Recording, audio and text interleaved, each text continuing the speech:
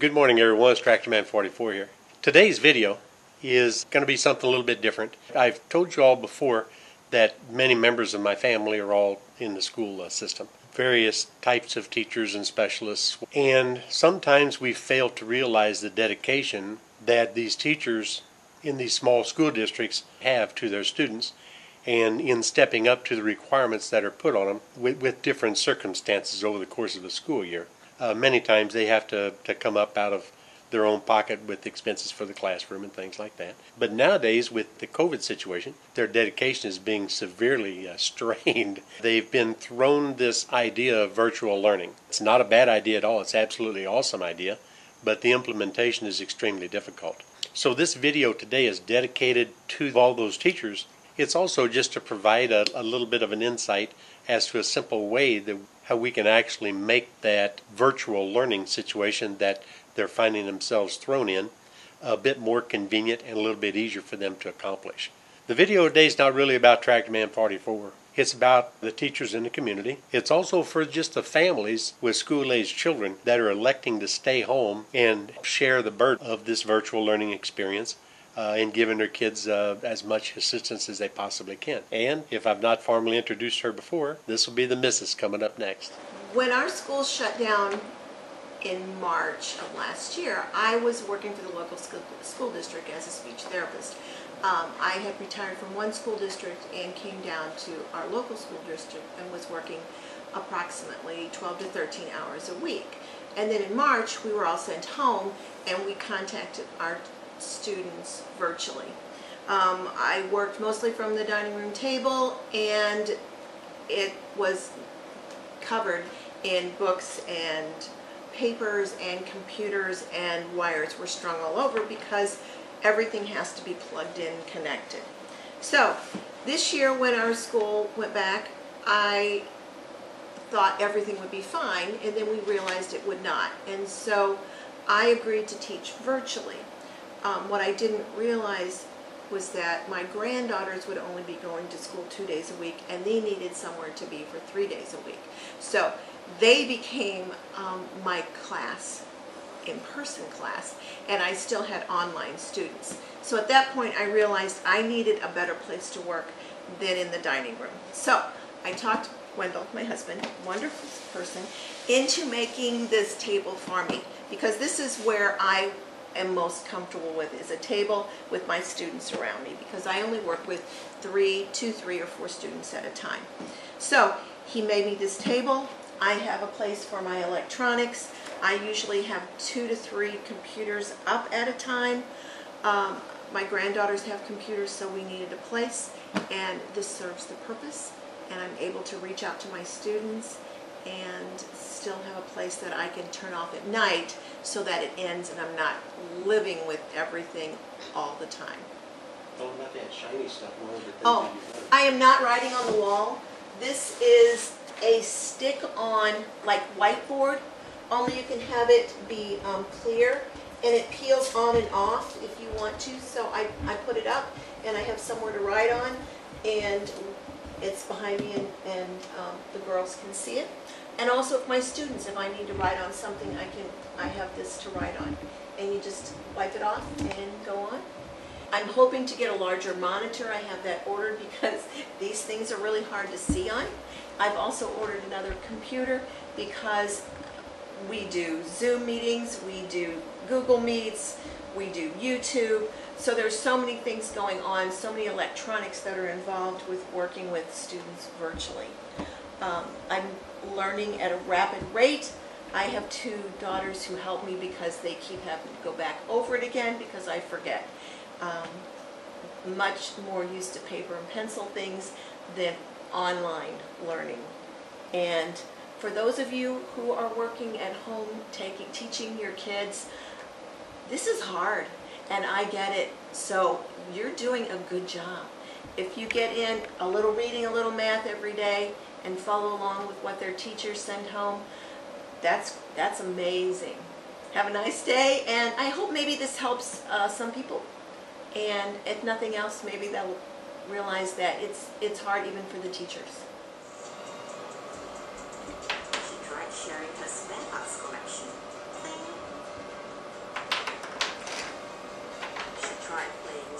a lot of people that might be considering making a table can see how simple, how quick and simple and easy it is. I said 72 inch, so what we're going to do is we're going to come down here, we're going to make us a 72 inch mark. We're going to square it off all the way across the plywood, 72 inches, and then I'm going to find the center of that 72, which is 36. We're going to mark us a mark at 36 inches right here. I'm going to mark it 36 inches, and then I'm going to come up 10 inches and put another little mark. Then I'm going to take my ruler, just like I've got right here, my square. I'm going to drill a hole in it at the 12 inch mark, and I'm going to run a screw through it to give me a pivot point. Then what I'm going to do is I'm going to set this down right here, making sure that that is exactly 12 inches up from the outside edge and 36 inches in from the end, which will put us right here. There's 36 inches from that away, and then from here over to here will be 72, so that's another 36 inches. I'm going to clamp this into place to where it won't move for me because I don't have a compass that's large enough. What we've determined, she wants a 10-inch area so that she can actually rest inside and have her elbows here, or laptop or iPad, whatever here, and still reach the kids. And so that area inside is going to be roughly 28 inches wide by 10 inches deep. Well, I want a 36-inch radius on the kidney shape, so I put a screw all the way through my metal ruler right here to give me a pivot point at 12 inches, because that 12 inches is going to give me my 36-inch radius. So then, I got me the tried and true, look at there, Cajun Bag and Supply Company, Crowsley, Louisiana. I got me an old 48-inch yardstick, and it's got a hanging hole in the end of it, so I'm just going to put that hanging hole right there onto that. I'm going to come out here, and I'm going to be at 37 inches because that hanging hole is at 1 inch, but that 37 inches is going to give me a 36-inch radius. So once I've got that, I will start off exactly 12 inches up. I'm going to take a pencil, stick a pencil in my hole right here. I'm going to hold it tight against my pivot point. I'm just going to pull this around with the pencil right here, all the way to the other edge. And that's going to give me a 36-inch radius. So once I cut that out and cut this out, I have my basic shape. Then what we're going to do is make smaller radiuses on the corners so we don't have sharp corners there to catch a kid in the waist or the wife on the thigh or whatever. Minimize the bruising. We're going to curve, you know, if they run into it. I'm going to curve those in just a little bit. I don't know if you had geometry or whatever in high school, but I'm going to show you how to actually lay out a specific radius right here.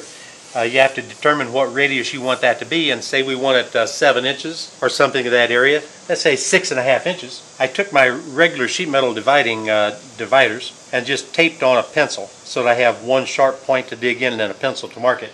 I'm going to go to my ruler here. I said 6.5 inches, so that should be roughly 7.5 because I'm in at the 1 inch mark instead of off of the end. There I am, I'm actually 7 5/8. That'll be close enough for just a guess. That'll be close enough. So what you'll want to do is you come right here at this particular point, right at the edge of your piece of wood, and you'll make you a slight arc on there.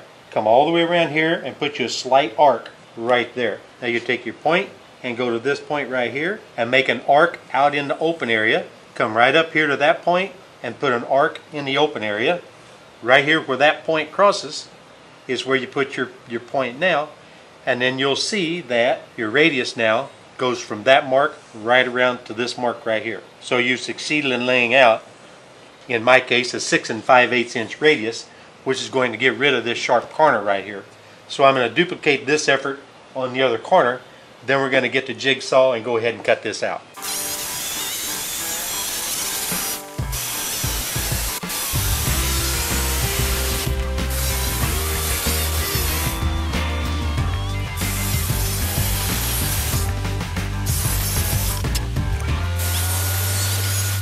Now she says she wanted it 10 inches up here, so I can come here and give me a mark at 10 inches.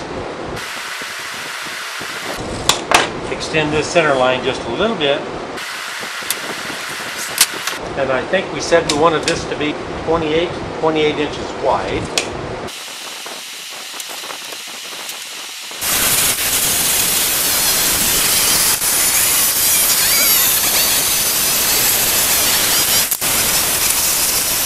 So here you can see the outline, the way it's going to actually look. We're getting ready to put that round over edge around the perimeter. So now it's time to take the router. First things first, These routers get a little rowdy, so we're going to put our earplugs in, going to get our face mask on, and of course I got my safety glasses.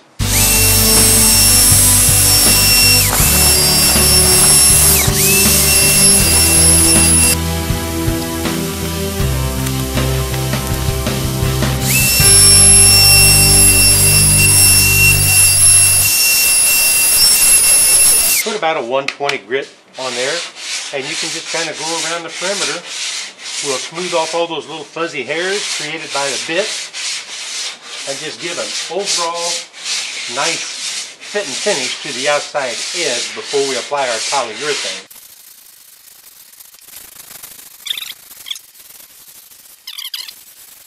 So now it's time to figure out placement of the legs. Remember, this was 6 foot in width right here, 72 inches. So what I'm going to do, and I think it's kind of arbitrary, but you can locate them wherever you think they need to be to make sure that it won't tumble, tip over. So I'm going to take half of that dimension, 36 inches. I'm going to put me a mark right inside here at 36 inches. I'm going to verify that that's center. Off of that mark right there, I'm going to go 18 inches to the side. I'm going to put me a mark over here at 18 inches.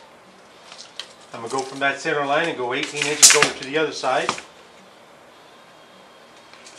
And I think that's going to be center line for my 2 inside legs. These are some really cool legs that we ended up getting on Amazon. They're fully adjustable, reasonably priced. They've got skid plates on the very bottom. And the good thing about it is they've 9 mounting screws, so it's going to be reasonably stable. 4 inches in from the edge. So now we're going to drill some pilot holes. Go ahead and drill the first one here. Then I'm going to go ahead and set this first one in the hole.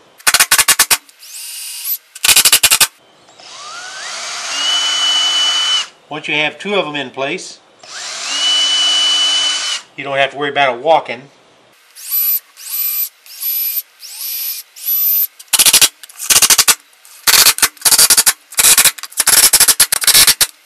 There's number 1. It's nice and sturdy. I'm going to go around the perimeter, put the other 3 legs on, and then we'll be back. So here we are, all 4 legs installed, 36 screws screwed into the flanges. And we're about ready to turn it over, set it on the ground, and finish sand the top, and get ready to put the finish on it. Well, let's turn it over, see what it looks like. Okay, well here's the finished table. I've got to wipe it down with mineral spirits and go ahead and use a polyurethane finish on it. I'm going to use a water-based polyurethane.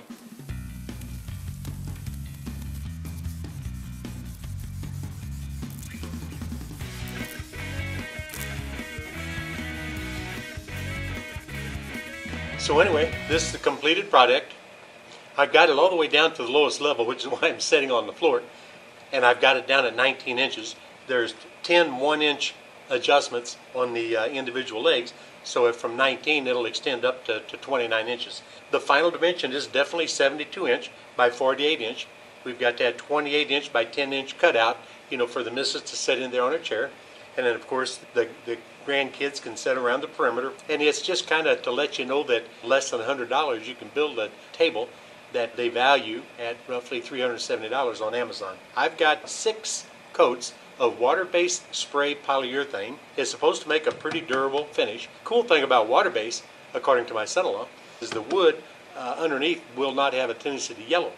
Wood will, as it ages, with an oil-based polyurethane, be it a brush on or a spray on, the wood will have a tendency to darken.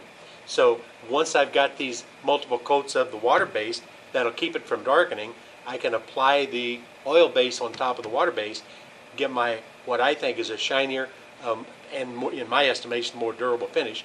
But then the end result will be this thing won't darken like we do not want it to do. The missus wants to keep it this nice light-colored blonde. So you know what? This project is done. All I got to do is carry it into the classroom.